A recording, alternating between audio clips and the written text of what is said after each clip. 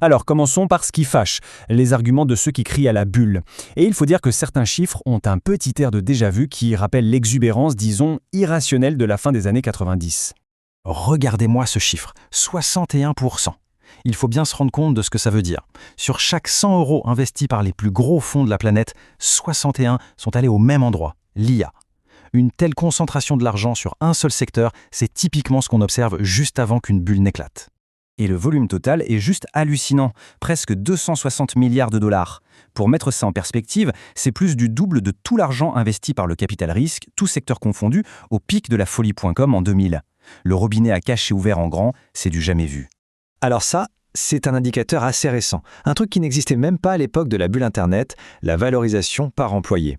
Aujourd'hui, certaines startups d'IA sont valorisées à plus d'1 milliard de dollars par personne qui y travaille. C'est un peu le symbole moderne de la démesure ambiante. Et là où ça devient intéressant, c'est quand on regarde la mécanique financière derrière tout ça. On voit apparaître des schémas d'investissement dits circulaires. En gros, c'est simple. Un géant de la tech met des millions dans une startup d'IA. Et cette startup, avec cet argent frais, va acheter les services cloud de ce même géant de la tech. Ça crée un circuit fermé qui peut gonfler artificiellement les chiffres des deux côtés. Et là, on touche au cœur du problème. Comme à la fin des années 90, beaucoup d'entreprises valorisées des milliards ne gagnent pas un centime, voire n'ont carrément aucun revenu.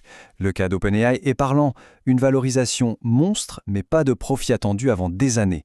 Le parallèle avec les boîtes .com qui promettaient de révolutionner le monde sans jamais être rentables est difficile à ignorer.